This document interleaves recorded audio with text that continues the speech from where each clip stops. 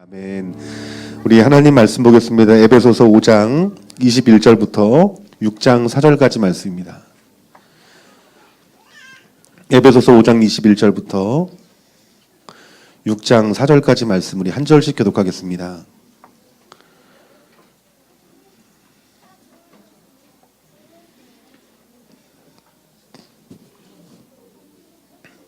그리스도를 경외함으로 피차 복종하라. 이는 남편이 아내의 머리됨이 그리스도께서 교회의 머리됨과 같음이니 그가 바로 몸의 구주시니라.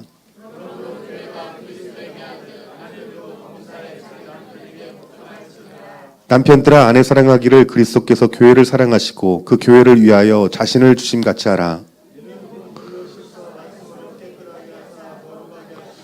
자기 앞에 영광스러운 교회를 세우사 티나 주름 잡힌 것이나 이런 것들이 없이 거룩하고 흠이 없게 하려 하심이라.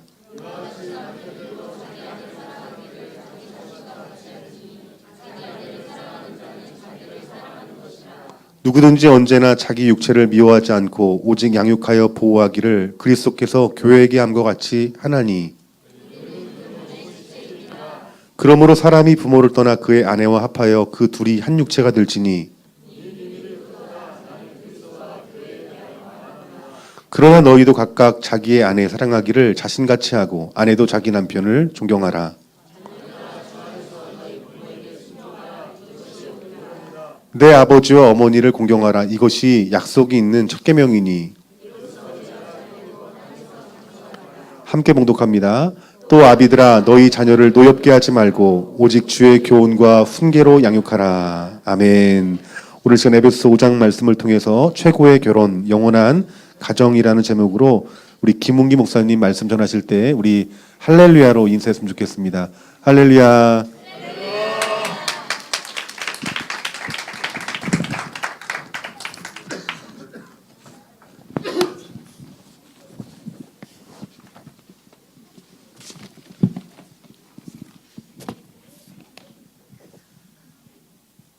여러분 만나서 반갑습니다. 오늘 이 좋은 나무 교회에서 말씀을 전할 수 있도록 인도해 주신 하나님께 감사드립니다. 저는 특별히 담임 목사님이 굉장히 복을 받으신 분이다 이런 생각을 합니다. 왜냐하면 사모님 이경아 사모님께서 신학대학원에서 보여주시는 열정과 성실은 정말 돋보이시거든요. 게다가 제가 또 학교에서 가르치는 한수진, 장현지 제자들이 또 이 교회에 출석하고 있다는 거예요. 이렇게 훌륭한 제자들이 있는. 그래서 제가 오늘 아침에 담임 목사님 뵙고도 목사님 참 복 받으셨습니다. 어떻게 이렇게 주변에 훌륭한 사람들이 목사님과 함께 있는지 모르겠습니다. 이런 말씀을 드렸습니다. 제가 언젠가 우리 학교에 한번 광교 지구촌교회 김인환 목사님이라는 분이 오셨어요. 이분이 오셔서 학교에서 부흥회 설교를 하셨는데 옆 사람과 이렇게 인사해 보라고 하시더라고요. 그래서 그게 너무 인상적이어서 제가 오늘 한번 해보겠습니다. 옆 사람과 이렇게 인사해 보시기 바랍니다. 아름다움이 죄라면 당신은 사형감입니다. 이렇게 한번 해보세요. 아름다움이 죄라면 당신은 사형감입니다.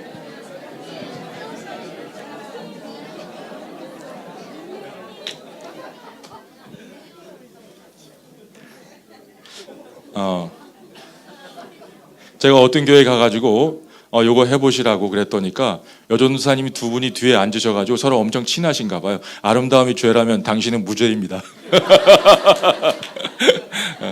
서로 친하시니까 그러신 거죠 뭐. 제가 만약에 제 아내에게 당신이 이 세상에서 제일 예쁘다고 말한다면 그것은 진실일까요? 거짓일까요?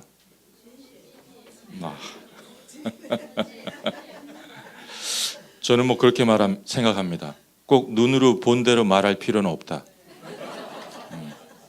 마음으로 느낀 대로 말해도 되지 않습니까?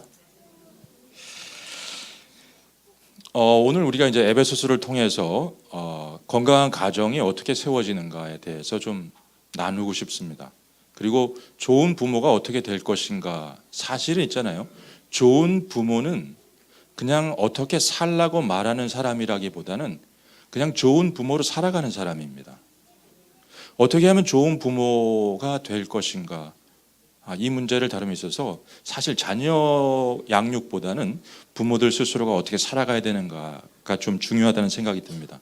그걸 그래서 에베소서를 통해서 여러분과 함께 나누고 싶은데, 에베소서에서 이제 그 제일 처음에 말씀이 이런 말씀이 나옵니다.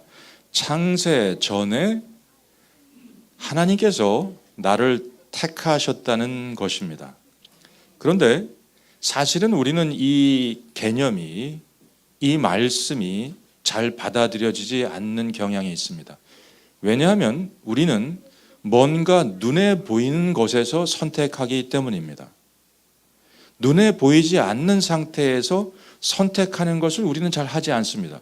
그렇기 때문에 창세 전에 내가 이 세상에 존재하지도 않았는데 하나님이 나를 선택하셨다는 개념이 잘 안 받아들여지는 것입니다. 그러나 성경은 우리에게 이렇게 말씀하고 있습니다.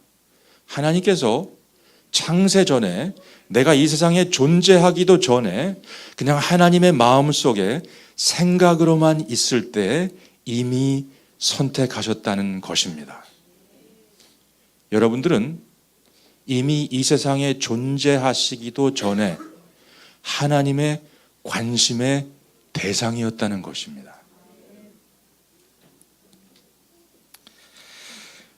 우리는 예수 그리스도 안에서 하나님께 택함 받은 사람들입니다. 그리고 하나님께서 택하신 이유를 에베소서 1장에서는 이렇게 설명합니다. 우리는 하나님께서 우리를 택하셔가지고 뭐 잘되게 하시려고, 부자 되게 하시려고, 멋있게 보이게 하시려고 하신 것이 아니고, 하나님께서 그리스도 안에서 우리를 택하신 이유는 놀랍게도 이렇게 나옵니다. 거룩하고 흠이 없게 하시려고 택하셨다는 것입니다. 거룩하고 흠이 없게 하시려고 택하셨다는 거예요. 여러분, 교회가 언제 영광스러워지는가? 교회가 영광스러워지는 것은 교회 건물이 웅장하고 또 유력한 사람들이 많이 나오고 수많은 헌금이 거치는 것으로 교회가 영광스러워지는 것이 아닙니다. 교회는 언제 영광스러워지는가? 거룩할 때입니다. 거룩함을 회복하면 교회는 저절로 영광스러워지는 것입니다.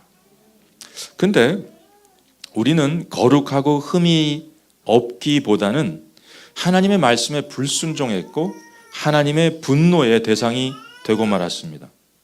삶의 목적이 하나님의 영광을 추구하기보다는 자기 자신의 욕심을 채우는 것이 되었죠. 삶의 기준은 하나님의 말씀이 아니라 자기의 생각대로 사는 것이었습니다. 삶의 목적이 어떻게 되었습니까? 하나님의 영광이 아니라 내 욕심을 채우는 것이 되었습니다. 삶의 기준은 하나님의 말씀이 아니라 자기 생각대로 사는 것이 되고 말았습니다. 하지만 하나님 우리를 포기하지 않으시고 예수 그리스도 안에서 우리를 그분의 자녀로 삼아 주십니다. 이 일을 위해서 죄인된 우리가 예수 그리스도 안에서 그분의 피, 그분의 죽으심으로 말미암아서 죄 사함을 받았습니다. 내가 의롭게 된 것은, 혹은 하나님의 자녀가 된 것은 내가 한 어떤 의로운 행위 때문이 아니라 나의 죄를 대신 지시고 죽으신 흠없는 어린 양 예수 그리스도께서 하신 그 의로운 행위 때문입니다. 내게 있는 의는 내가 향한 어떤 것에서 나오는 것이 아니라 내가 예수 그리스도와 하나로 연합되어 있다는 것, 그것 때문에 오는 것입니다. 예수님은 성령의 능력 안에서 부활하시고 우리에게 성령 안에서 하나님의 자녀답게 살아가게 하십니다. 그런데 하나님께서 자녀들에게 원하시는 것이 무엇이냐? 하나님의 영광을 찬송하는 것입니다. 여러분, 전도가 무엇인가? 불신자들에게 가서 하나님을 자랑하는 것, 그것이 전도입니다. 성도들이 모여서 하나님을 자랑하면 찬송이 됩니다. 불신자에게 가서 하나님을 자랑하면 그것이 전도가 됩니다.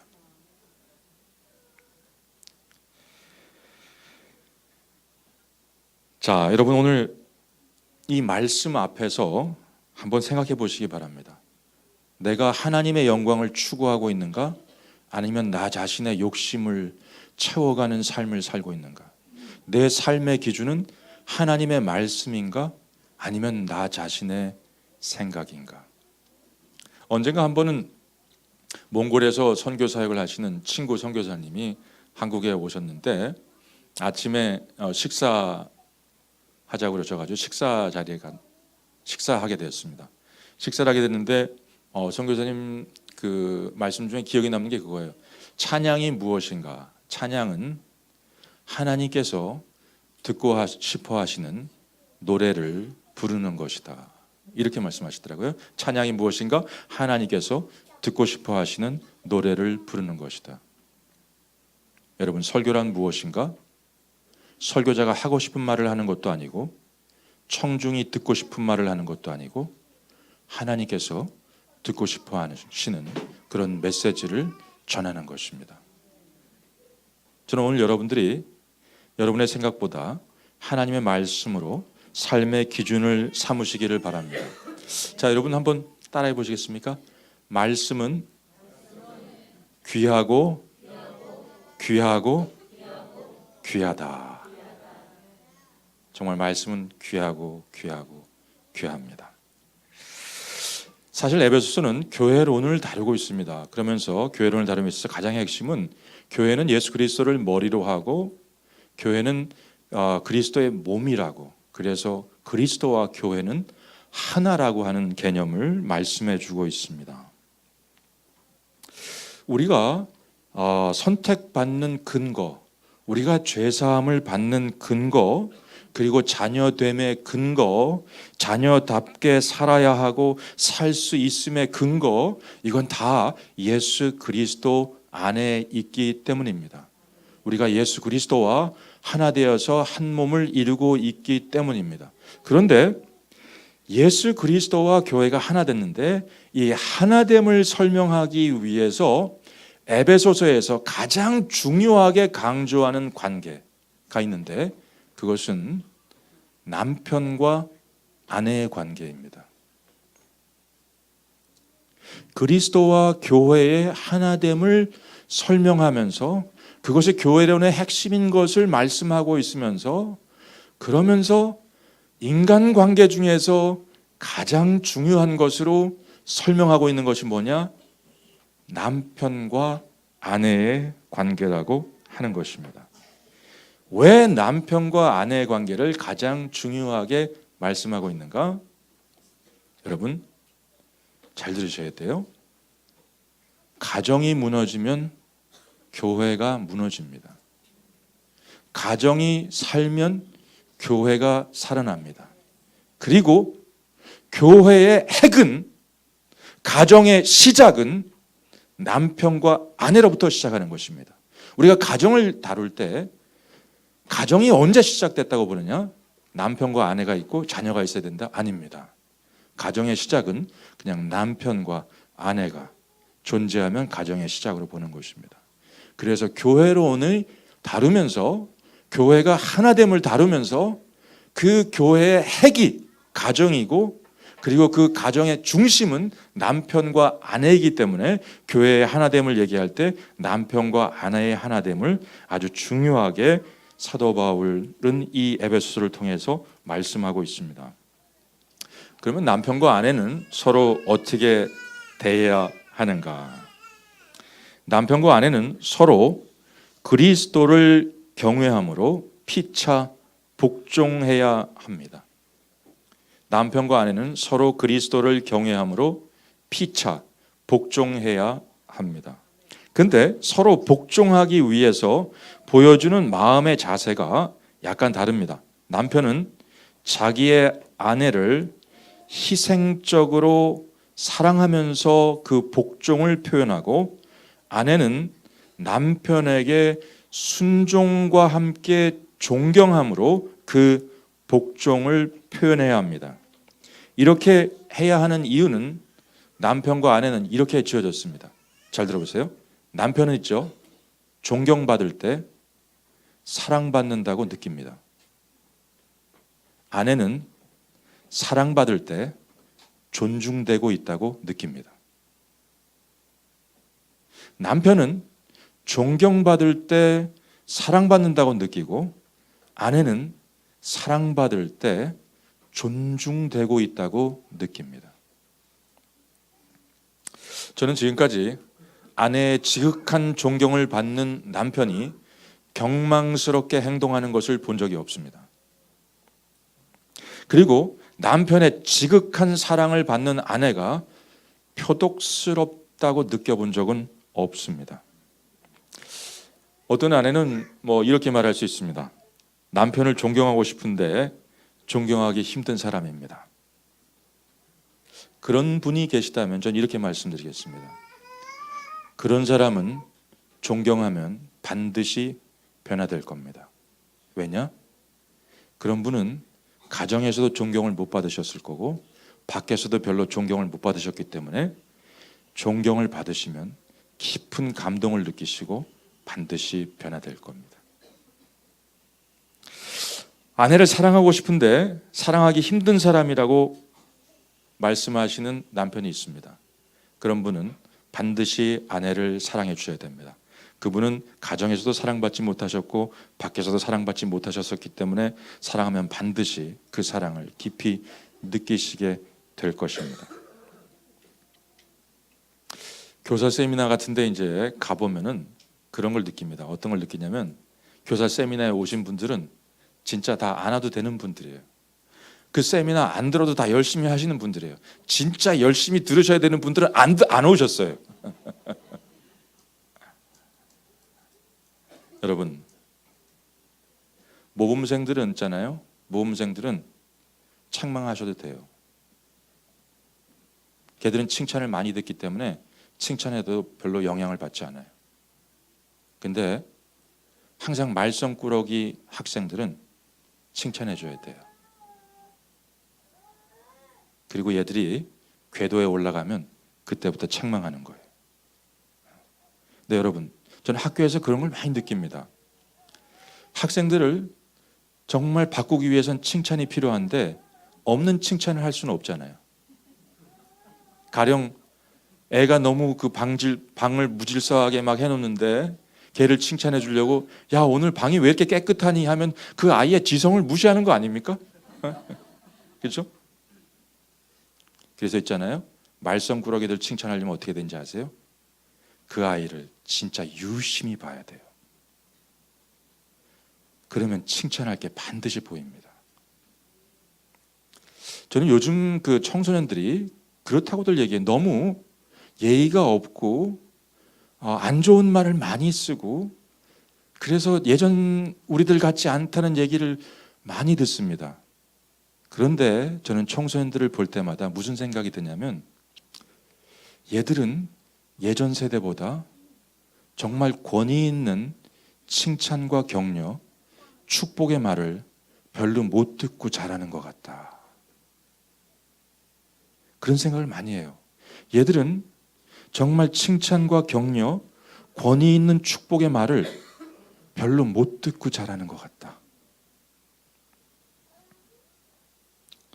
여러분, 남편은 이렇습니다. 남편은 존경받을수록 존경스러워집니다. 아내는 사랑받을수록 사랑스러워집니다.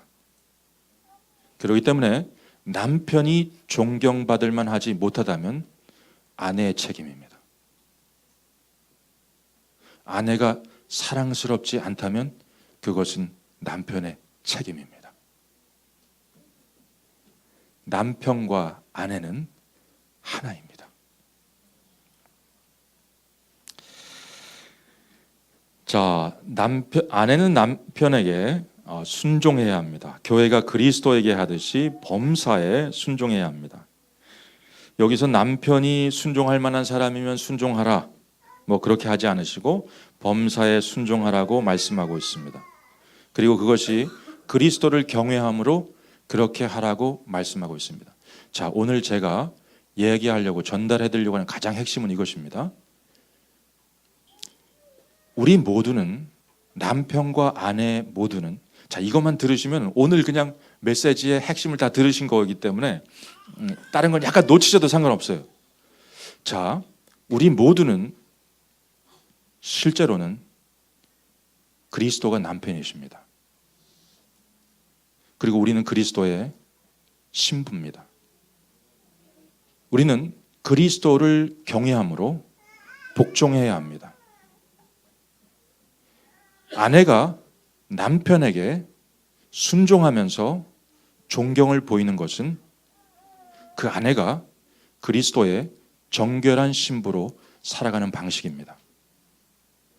남편이 아내를 희생적으로 사랑하는 것은 그 남편이 그리스도의 정결한 신부로 살아가는 방식입니다.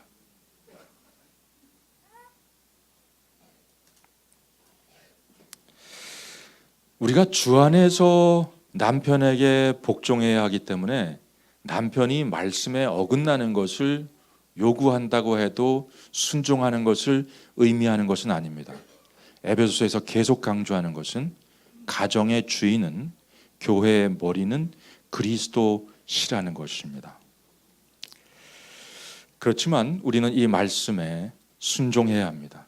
그래서 아내들에게, 스스로에게 한번 자문해 보시기 바랍니다. 사람들이 특별히 잘못하는 게 있어요. 제가 봤을 때 그게 뭐가 있냐면 이런 게 있습니다. 불신자들은 자기가 죄인이란 걸 모릅니다.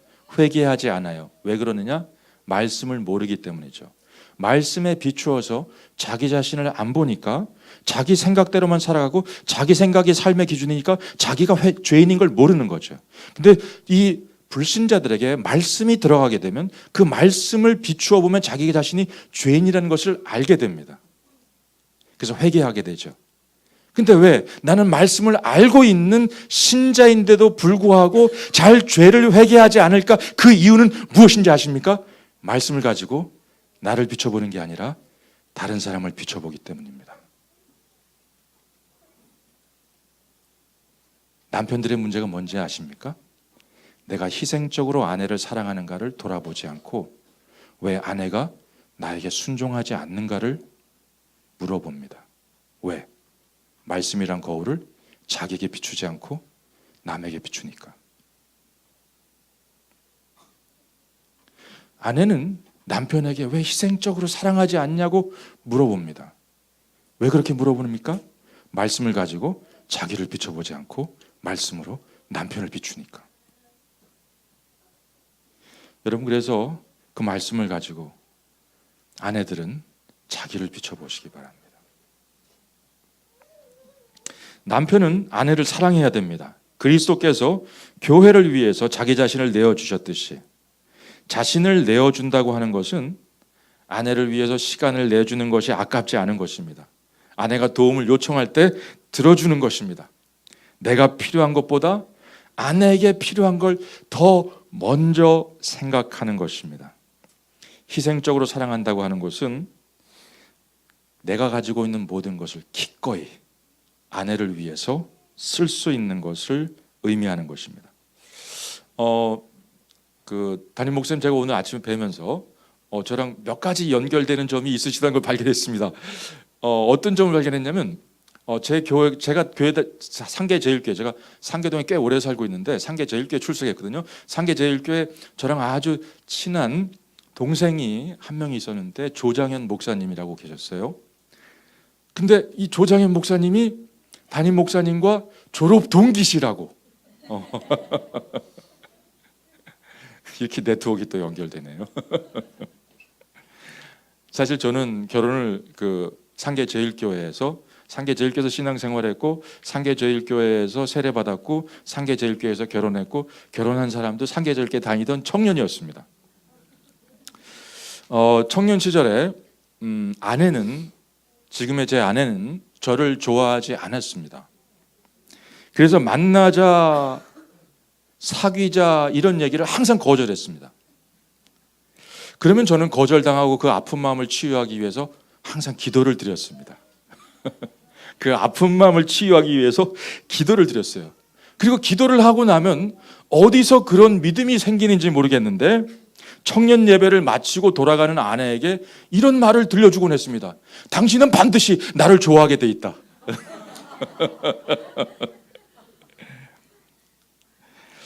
그리고 언젠가부터 저를 만나주기 시작했습니다. 그리고 데이트도 해주고 그렇게 했습니다. 이렇게 할 때 제가 아내에게 말해 주었습니다. 내가 지금 당신을 좋아하고 있는 것보다 언젠가는 당신이 나를 더 좋아하게 될 것입니다.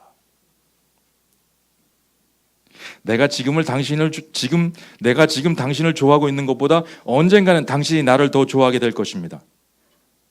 결혼하고 나서도 이 얘기를 종종 해줍니다. 내가 지금 당신을 좋아하고 있는 것보다 당신이 반드시 나를 더 좋아하게 돼 있다. 그러면 아내는 항상 이렇게 말합니다. 그날이 언젠데? 여러분, 남편들이 어떠십니까? 내가 항상 아내가 나를 사랑하는 것보다 내가 아내를 더 사랑하는 것 같아서 손해본다고 생각하십니까? 저는 그것이 지극히 정상이라고 생각합니다. 왜냐? 그리스도가 교회를 사랑하는 것이 교회가 그리스도를 사랑하는 것보다 언제나 컸습니다. 교회는 변심했지만 그리스도는 변치 않고 사랑하십니다. 그리스도와 교회의 관계를 설명할 때 남편과 아내의 관계로 설명합니다. 근데 이 그리스도와 교회의 관계를 설명할 때 남편과 아내의 관계로 설명하면서 사실은 이렇게 얘기합니다. 에베소서 제일 마지막에 그런 말씀이 나오는데 한 남자가 부모를 떠나서 한 여자와 결합해서 한 몸을 이루는 게 결혼하는 것이 신비에 속하고 비밀에 속하던 것이었는데 그리스도와 교회의 관계를 통해서 드러나게 되었다는 성경 구절이 있습니다. 에베소서 말미에 5장 말미에 이건 무슨 뜻이냐면요. 남편과 아내의 하나됨이 정확하게 어떤 것인지가 다 밝혀지지 않은 신비스러운 것이었는데 그리스도와 교회의 관계를 통해서 남편과 아내가 어떻게 하나 되는 것인지가 명확하게 드러났다고 하는 것입니다. 그리스도가 교회를 사랑하듯이 남편이 아내를 사랑하고 교회가 그리스도를 섬기고 복종하듯이 아내가 남편에게 그렇게 순종해야 한다고 하는 것입니다. 자, 그렇다면 이렇게 말할 수 있습니다.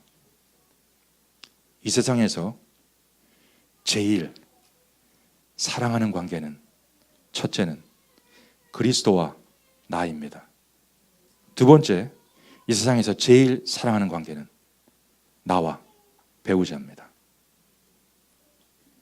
그렇게 되어야 됩니다.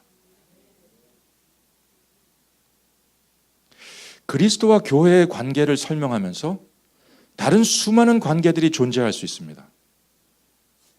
아버지와 딸의 관계도 될 수 있고 엄마와 아들의 관계도 될 수 있고 고용주와 피고용자의 관계도 될 수 있습니다.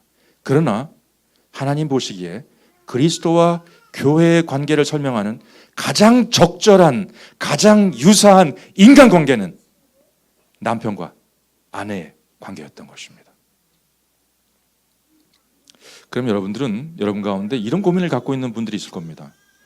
나는 지금 그런 남편과 배우자 관계가 아닌데 나는 홀로 있는데 라고 생각하는 분이 있을 수도 있을 것입니다. 그 문제에 대해서 너무 염려하실 필요 없어요. 가장 핵심은 뭐냐? 그리스도가 신랑이시라는 것입니다. 내가 그리스도의 정결한 신부로 그분이 신랑 되시는 것이 그게 시작입니다. 거기서부터 시작돼야 되는 것이죠.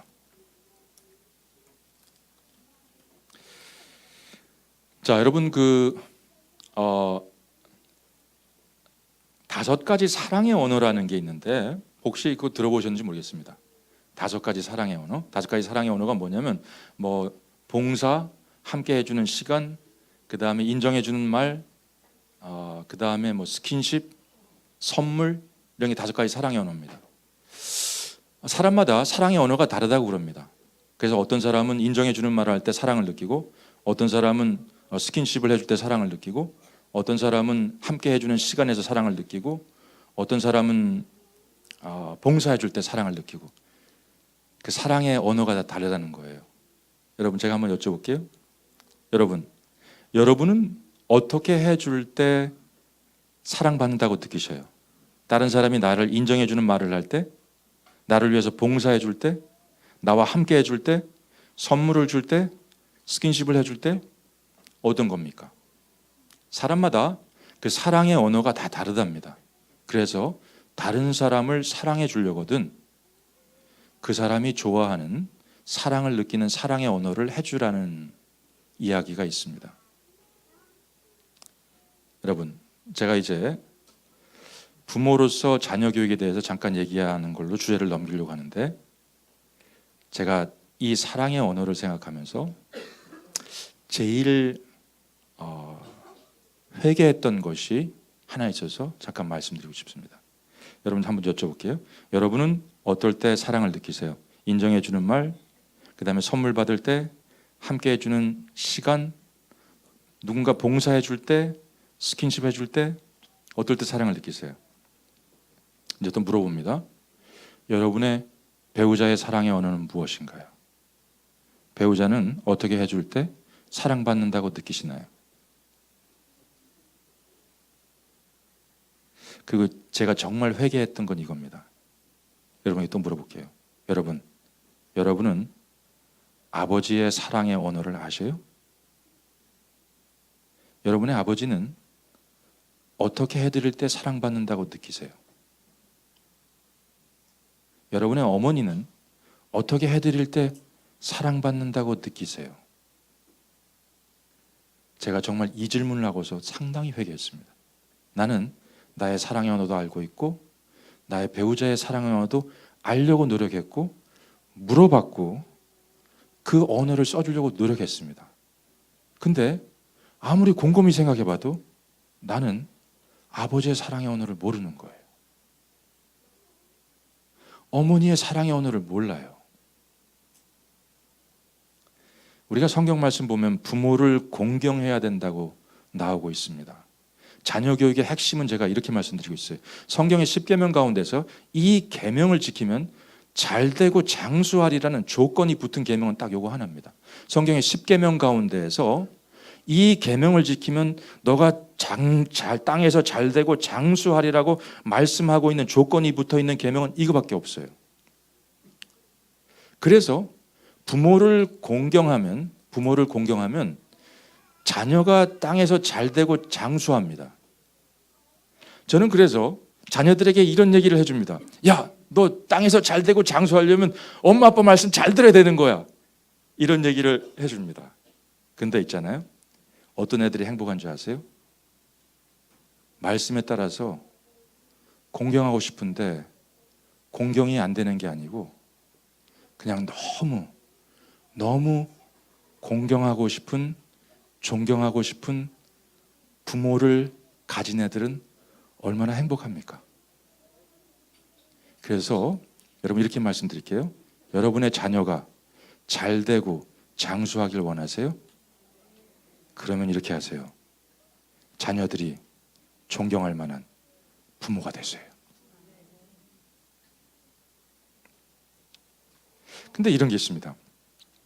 자녀들이 말이죠, 이제 가령 제 아내에게 불손하게 말했다고 하겠습니다. 그러면 부모들이 이렇게 말할 수 있다면 얼마나 복된 걸까요? 예를 들어서 이렇게 말하는 거죠. 얘들아, 아빠가 할머니한테 어떻게 하는지 봤지? 너도 엄마한테 똑같이 할래?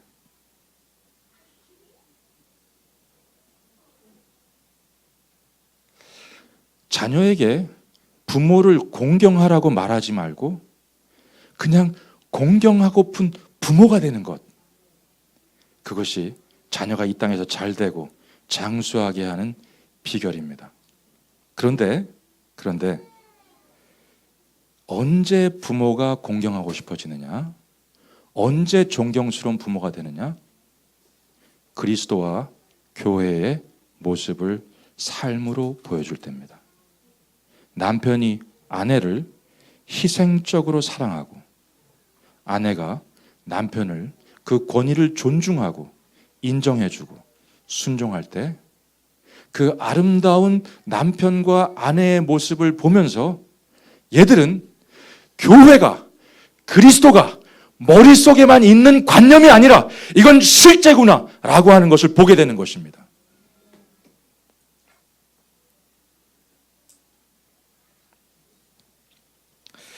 특별히 이 부모들이 자녀를 대함에 있어서 그 자녀를 노엽게 하지 말라는 말씀이 있습니다. 자녀들이 부모에게 언제 화가 나느냐? 뭐 정신적으로 육체적인 학대를 할 때 화가 나겠죠. 이건 가장 기본적인 상황이고, 두 번째는 약속을 하고 지키지 않는 상황에서 또 화가 납니다. 가령 뭐 성적이 좋으면 영화를 보여준다 그랬고, 뭐 자전거를 사준다 그랬고, 스마트폰을 바꿔준다 그랬고, 뭐 이런 여러 가지 약속을 했는데 성적으로 올랐는데 아무것도 안 해주면 굉장히 화가 나겠죠. 그런데 가장 흔하고 빈번하게 일어나는 자녀가 부모에게 노여운 상황은 어떤 상황이냐면, 부모가 자기도 하지 않으면서 자녀들에게 뭔가를 하라고 요구하는 상황입니다. 자기는 스마트폰 하면서 스마트폰 하지 말라 그러고, 자기는 TV 보면서 TV 보지 말라 그러고, 자기는 공부하지 않고 성경 말씀 읽지 않으면서 성경 말씀 읽으라 그러고. 여러분, 그래서 가정교육의 핵심은 무엇이냐? 가정교육의 핵심은 말씀을 가르치기 이전에 말씀대로 부모가 살아가는 것입니다. 우리가 이렇게 말할 수 있어요. 신학이라고 하는 것은 머리에서 머리로 지식으로 전달될 수 있습니다.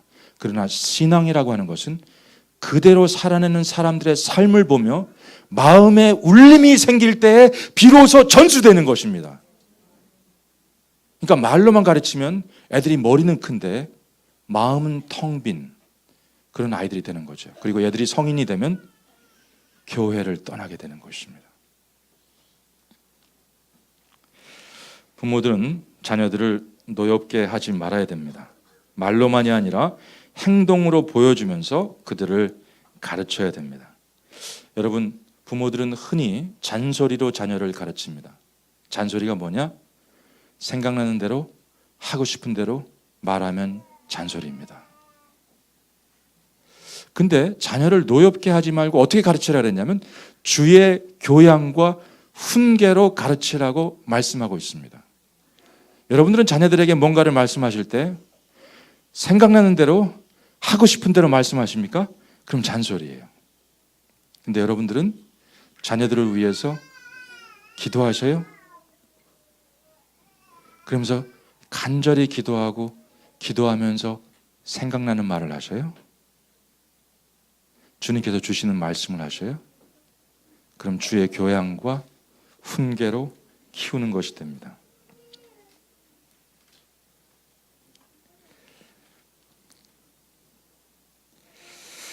미용실에서 제가 이제 그 미용실 원장님하고 대화를 하다가 하나님이 어머니라고 하는 교회가 있다, 뭐 그런 얘기를 들었습니다.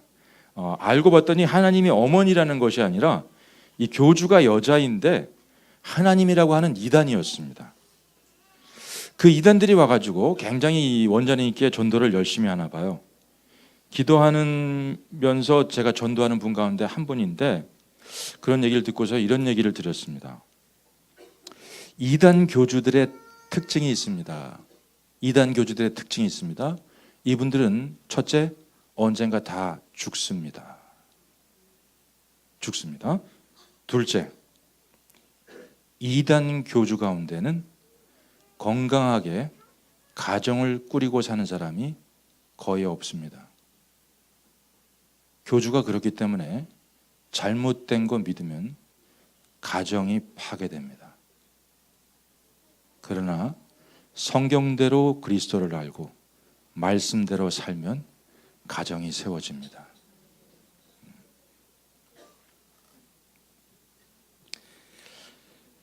오늘 그 아주 실제적인 팁을 하나 말씀드리고 오늘 말씀을 정리하면서 좀 기도하는 시간 가지려고 합니다.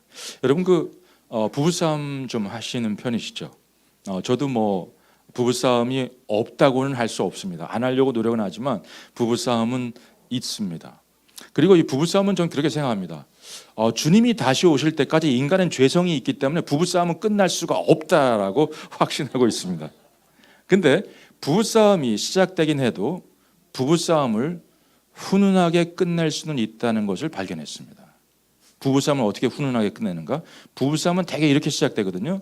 부부싸움은 상대방이 잘못한 것을 지적하면서 부부싸움이 시작되고 그것이 증폭되면서 부부싸움이 깊어지는데, 이렇게 하시면 부부싸움이 굉장히 훈훈하게 끝납니다. 서로 두 분이 식탁에 앉으셔가지고 대화를 하시는데 돌아가면서 얘기를 하시는 거예요. 상대방이 잘못한 게 아니라 내가 잘못한 걸 돌아가면서 하나씩 얘기하시는 거예요. 그럼 부부싸움이 상당히 훈훈하게 끝납니다. 이거 안 될 것 같으시죠? 이게 육신의 힘으로는 안 됩니다. 그렇기 때문에 이렇게 하시기 전에 기도를 세게 하셔야 돼요. 기도를 세게 하셔야 돼요. 그리고 요거 하시다가 주의사항이 있습니다. 배우자가 내가 이런 걸 잘못해서 미안해 그러면 아이고 이 화상학 지금 그걸 알았어 뭐 이런 식으로 반응하시면 안 돼요.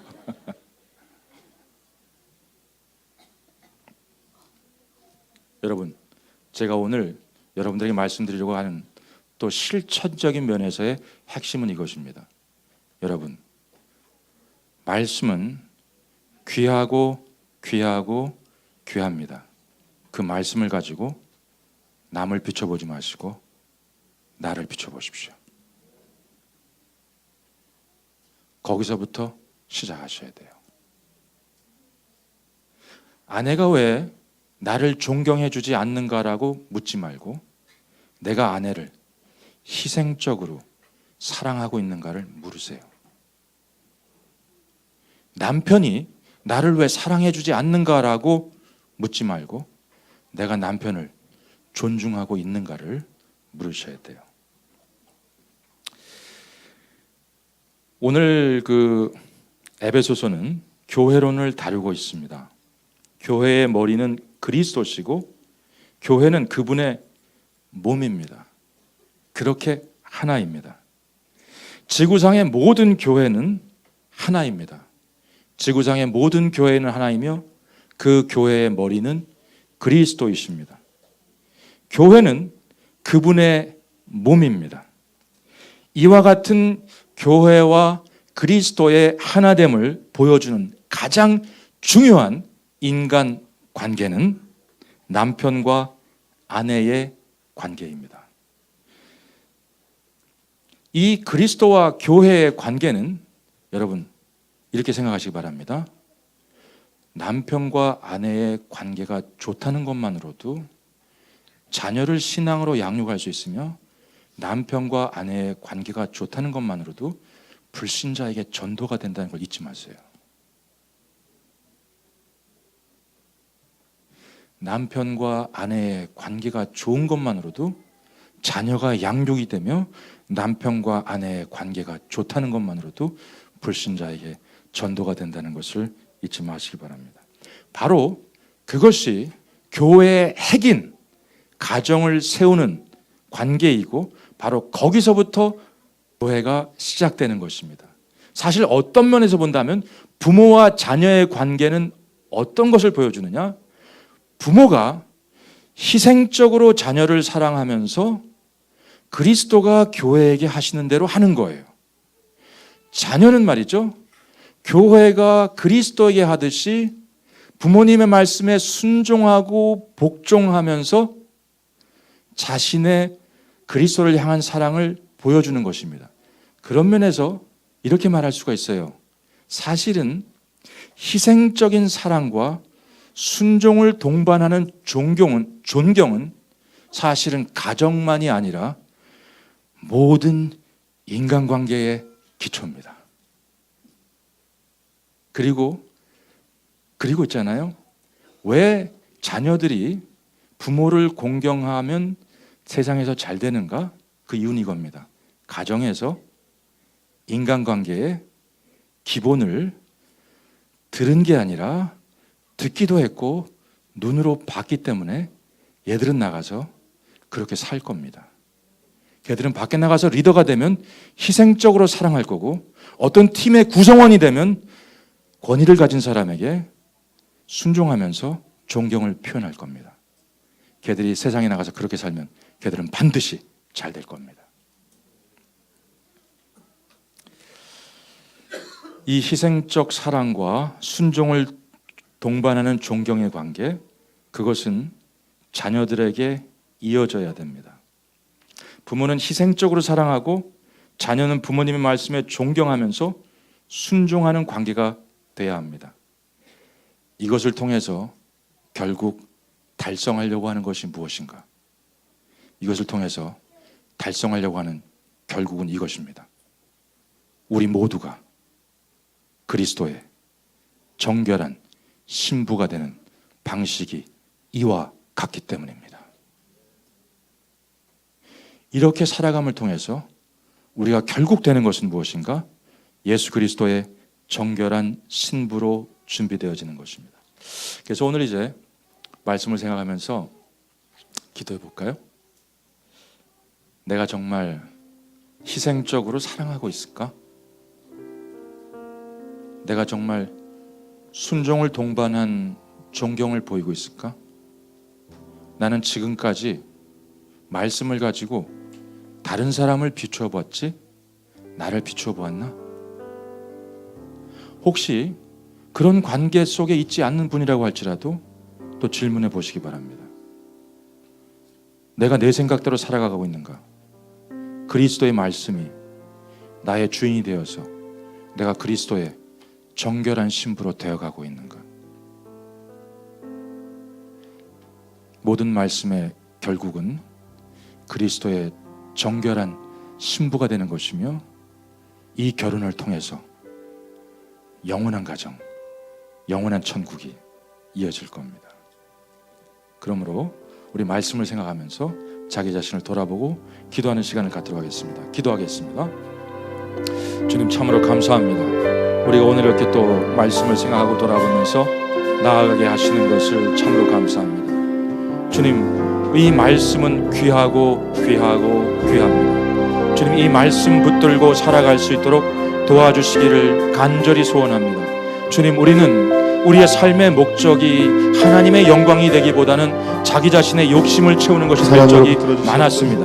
우리의 삶의 기준은 하나님의 말씀이 아니라 내 자신의 생각이 될 적이 많았습니다. 우리는 이 세상에서 말씀을 우리의 삶의 기준으로 받았습니다. 주님, 이 말씀을 우리는 이 말씀을 가지고 내 삶을 돌아보기보다는 이 말씀을 가지고 다른 사람의 삶을 비춰본 적이 많이 있습니다.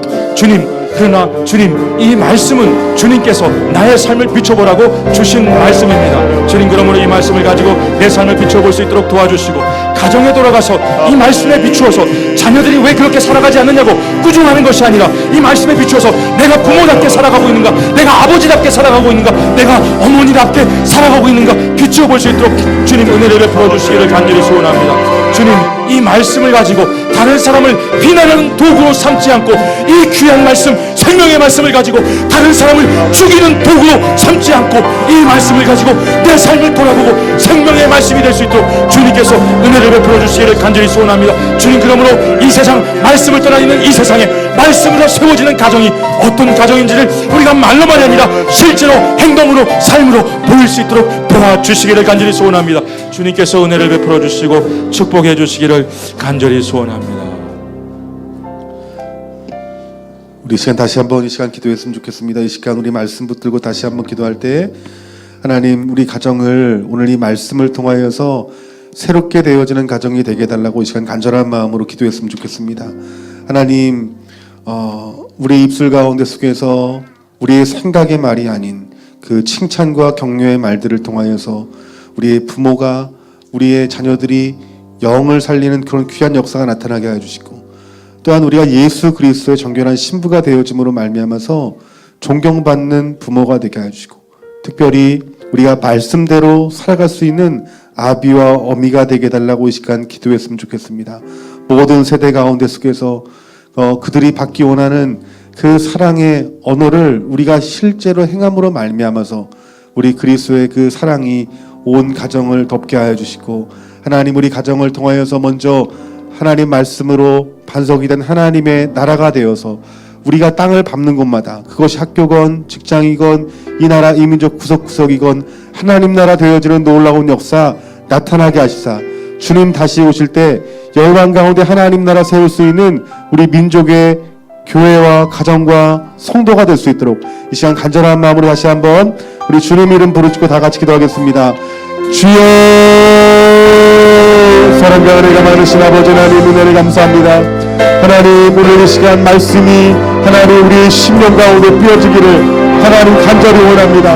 하나님 우리의 입술의 말이 하나님 새로워지게 하시옵소서.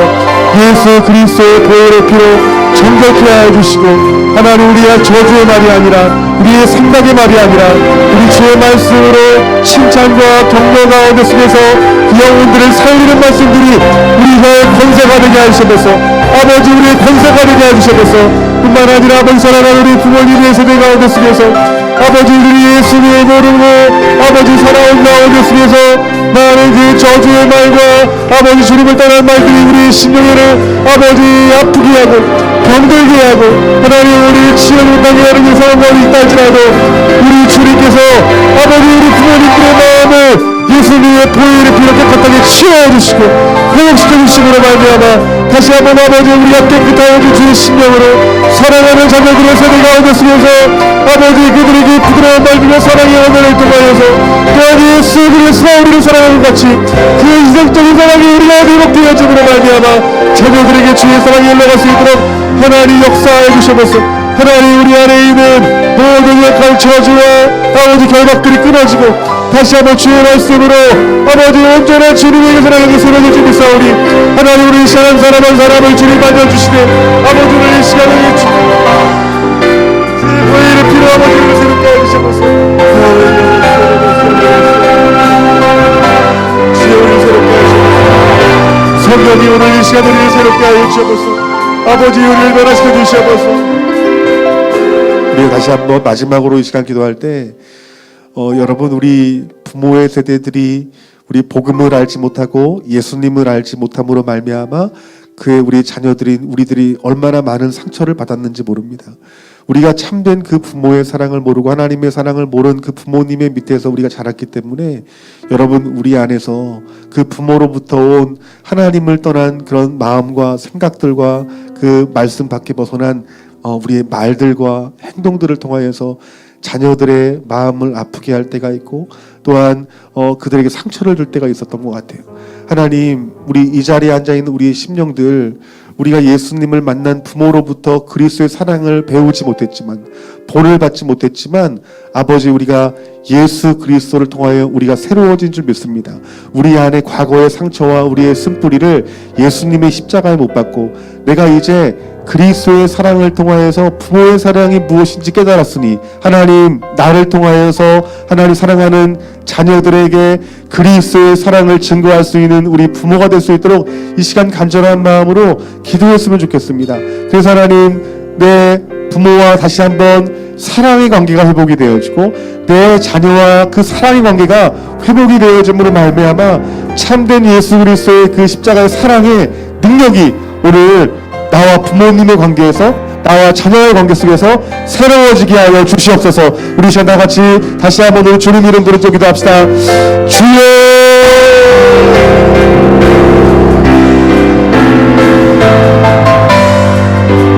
아버지 하나님 우리가 사랑받지 못하는 말미암아서 아버지 하나님 우리 안에 사랑이 없음을 이 시간 아버지 긍휼히 여겨주시옵소서. 우리 안에 아버지 그리스도의 그 사랑이 아버지 다시 한번 우리 심령 가운데 충만하게 보여주기를 하나님 아버지 간절히 원합니다. 하나님 우리 아버지 어머니가 그 자녀를 사랑하는 마음을 알지 못하고 삼각대로 말하여서 우리의 심령이 얼마나 많이 아프고 괴로운지 모릅니다. 하나님, 오늘 한 사람 한 사람의 상처받은 심령을 주님 치유하시는 주님의 은혜가 있게 해주시고, 다시 한번 예수 그리스도의 보혈과 말씀을 믿는 믿음으로 말미암아 온전케 되어지는 귀한 은혜가 오늘 저희들 마음 가운데 부어질 수 있도록 성령님 역사하여 주셔서 하나님, 우리가 예수님으로 말미암아 새롭게 되었음을 선포합니다. 우리 하나님 아버지의 사랑으로 말미암아 우리가 새롭게 되었음을 선포합니다. 하나님, 이제 우리가 그 사랑을 알고 그 사랑을 믿음으로 반응하여서 우리 자녀들의 세대 가운데 속에서 하나님의 사랑을 우리가 흘려보내는 귀한 믿음의 자가 되어주라. 우리 그리스도의 그 사랑이 가정을 흘러가고 하나님 교회 가운데 흘려보내고 아버지 민족과 열방 가운데 그리스도의 사랑을 흘려보내 하나님 나라 이 땅 가운데 세울 수 있는 귀한 믿음의 종들 낼 수 있도록 주여 도와주시고 역사해 주시옵소서. 하나님, 칭찬과 격려의 말을 듣지 못하는 아버지 분명한 이 세대를 하나님 불쌍히 여겨주시옵소서. 우리 좋은 나무의 성도님들 통하여서 이들의 심령이 이제는 하나님의 그 칭찬과 격려의 말들을 통하여서 살리는 자가 되게 해주시고 아버지 변화시키는 자가 되게 해주시고 능력을 끌어오는 자가 될 수 있도록 성령의 길을 모두시고 역사하여 주시옵소서. 우리가 그날 하신 일들을 기도하오니 주님, 오늘 믿음으로 기도하고 믿음으로 주님 앞에 부르짖는 모든 심령들에게 우리 한량없는 그 하나님의 사랑과 그 아버지의 사랑과 그 그리스도의 사랑이 그 교회를 향한 사랑이 하나님 우리 심령 가운데 깨달아지고 알아지게 하여 주시옵소서.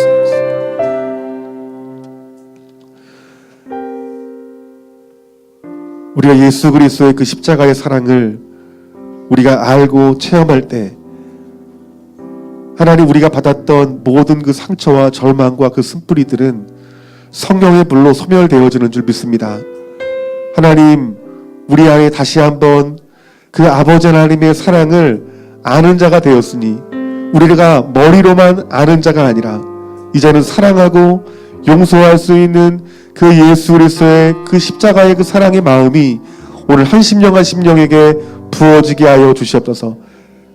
그러므로 말미암아서 우리의 마음과 우리의 말과 행동들을 통하여서 우리 부모가 용서함 되어지고 우리 자녀들에게는 그 하나님의 그 사랑이 흘러감으로 말미암아서 진정 주님이 원하시는 주의 교양과 그 훈계를 통하여서 우리 자녀의 세대들이 하나님 앞에 잘 되고 축복되어지며 무엇보다도 하나님 나라에 쓰임 받을 수 있는 그런 복된 귀한 자녀의 세대들로 일으켜 세워 주시옵소서. 하나님, 우리 좋은 나무 교회 가정이 더욱더 든든하게 세워지기 원합니다. 말씀 가운데 세워지기 원하고 기도하는 가운데 세워지기 원하고 성령님의 인도하심이 있는 귀한 가정들이 되어지기를 간절히 원합니다. 오늘 이 말씀이 오늘 사랑하는 성도님들의 가정에 믿음의 씨앗으로 뿌려져 30배, 60배, 100배의 놀라운 열매 맺을 수 있도록 성령님 기름 부어주시고 역사하여 주시옵소서. 이 모든 말씀 우리 주 예수 그리스도의 이름으로 기도하옵나이다. 아멘.